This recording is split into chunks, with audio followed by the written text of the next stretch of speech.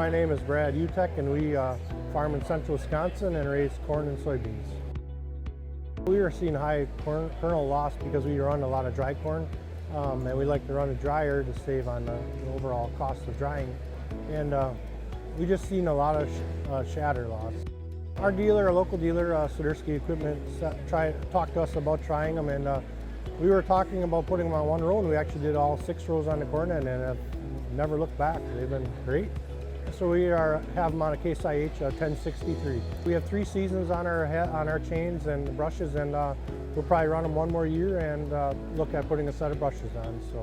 But the chains have held up very well. We have no problems with broken chains. Performed very well. So we're saving in that 3 to 4 bushel range an acre. Especially when we get into the drier the corn, the more they perform. So you just don't see the shatter loss behind the head no more. The corn stays in the head and it just moves along with the kernel or the cobs and just stays with the combine. It doesn't fall out and lay on the ground. So we just really like the head or the kernel savings.